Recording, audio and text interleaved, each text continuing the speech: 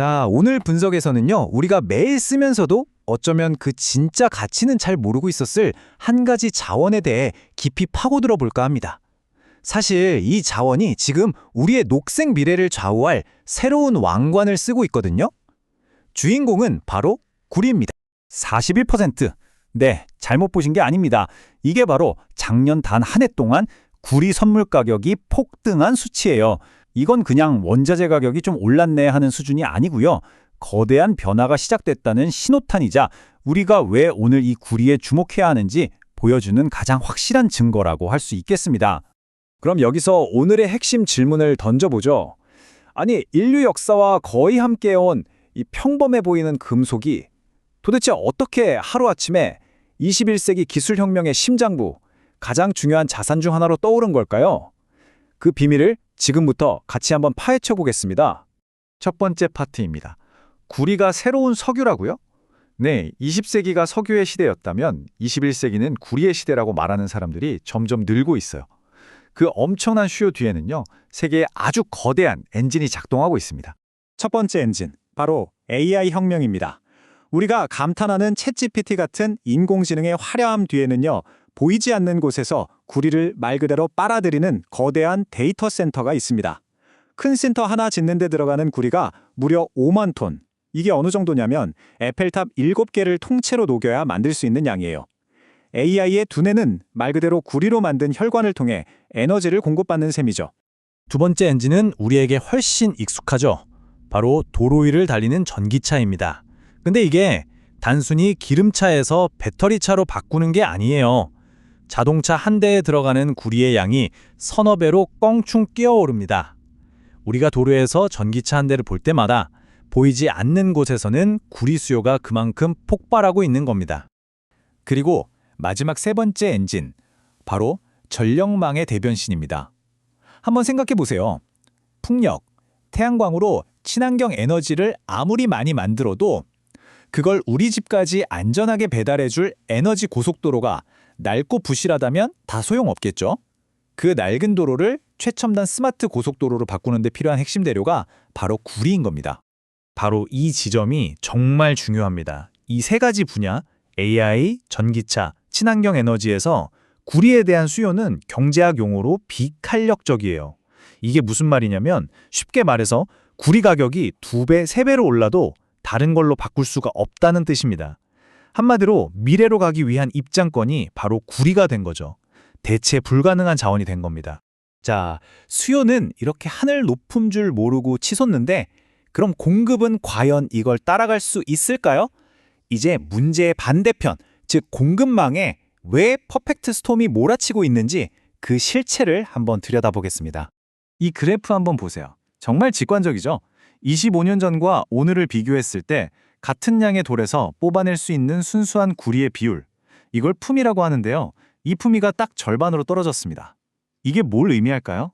똑같은 1kg의 구리를 얻기 위해서 이제는 2배나 많은 흙과 바위를 파내고 처리해야 한다는 뜻입니다. 효율이 반토막 난 거죠. 근데 문제는 여기서 끝이 아닙니다. 새로운 대형 광산은 거의 발견되지 않고 있고요. 하나 찾는다 해도 실제 생산까지 10년은 좋게 걸립니다. 게다가 구리를 생산하는 주요 지역의 절반 가까이가 심각한 물 부족에 시달리고 있죠. 전 세계가 비상시에 쓸 수 있는 재고는 다 합쳐도 고작 3주치밖에 안 됩니다. 수요는 폭주하는데 공급 수도꼭지는 꽉 잠기고 있는 말 그대로 퍼펙트 스톰인 겁니다.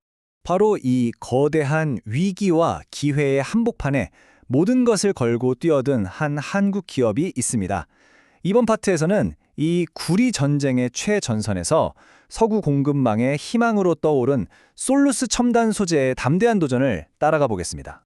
솔루스가 만드는 핵심 무기는 바로 전지박입니다. 이름은 좀 어렵지만 쉽게 말해 머리카락보다도 훨씬 얇게 편 구리 포일이라고 생각하시면 돼요. 이게 전기차 배터리 안에서 전기가 흐르는 길 역할을 하는 아주 중요한 부품입니다. 이 얇은 막의 품질이 배터리의 성능과 수명을 좌우하죠.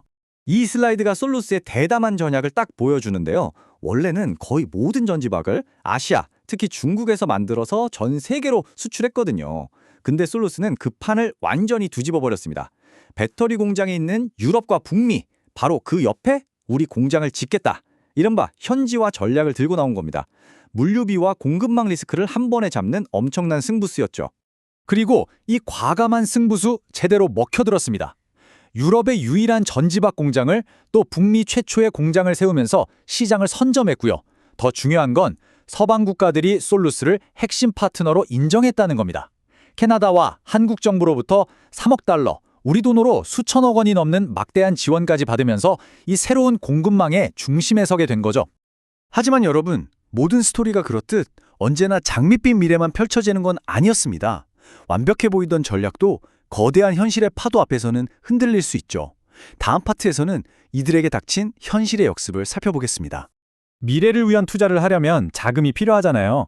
그래서 자금 확보 계획을 세웠는데 이게 생각지도 못한 곳에서 발목이 잡힙니다. 바로 유럽의 깐깐한 규제 장벽이었죠. 수천억 원 규모의 계약이 무산되면서 자금 계획에 빨간불이 켜졌고 결국 시장의 기대치도 낮춰잡을 수밖에 없었습니다. 엎친 데 덮친 격으로 외부 환경마저 도와주지 않았습니다. 주요 고객들이 있는 유럽과 미국 시장에서 갑자기 전기차 판매가 주춤하기 시작한 겁니다. 아무리 최고의 부품을 만들어도 완성차 시장 자체가 흔들리니까 그 파도를 피할 수가 없었던 거죠. 바로 이 위기의 순간, 솔루스는 주저앉지 않았습니다.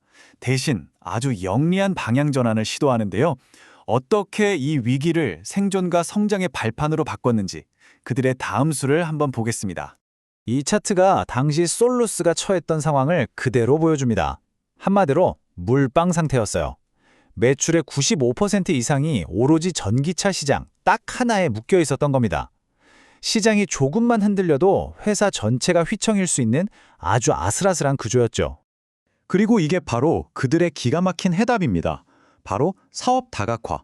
전기차에 올인했던 구조에서 벗어나서 새로운 성장 엔진을 찾아낸 거죠. 그게 바로 에너지 저장 장치, ESS입니다. AI 데이터 센터의 비상전력이나 태양광 발전소의 에너지를 저장하는 말 그대로 거대한 보조 배터리 시장이에요. 이 시장 비중을 20%까지 확 끌어올리면서 사업의 안정성을 높인 겁니다. 이건 그냥 계획으로만 그치지 않았습니다. 실제로 해냈죠. 1년 만에 고객사를 4곳에서 8곳으로 2배나 늘렸고요. 세계 1위 배터리 기업인 CATL 같은 거물급 파트너까지 확보했습니다. 이제는 한두 고객사의 사정에 회사가 휘청이지 않는 훨씬 단단하고 안정적인 사업 구조를 갖추게 된 겁니다. 자, 이제 다시 한 발짝 물러서서 숲 전체를 한번 보겠습니다. 솔루스라는 한 그루의 나무를 통해서 우리가 봐야 할 더 큰 그림은 과연 무엇일까요? 결국 이 솔루스의 이야기가요, 바로 우리 모두가 지금 겪고 있는 이 에너지 대전환이라는 거대한 여정의 축소판이라고 할 수 있습니다. 녹색 미래라는 목적지는 분명 너무나 매력적이지만 그곳으로 가는 길은 이처럼 예측 불가능한 폭풍과 수많은 난관으로 가득 차 있다는 걸 보여주는 거죠. 녹색 미래는 반드시 올 겁니다. 하지만 오늘 우리가 본 것처럼 그 길은 결코 평탄한 꽃길이 아닐 겁니다. 수많은 기업들이 이 거대한 전환의 파도 위에서 살아남기 위해 모든 것을 걸고 있죠. 그렇다면 질문은 이겁니다. 이 엄청난 돈과 기술이 걸린 경쟁에서 과연 최후에 웃는 자는 누가 될까요? 그리고 우리는 그 승자의 편에 서 있을 수 있을까요?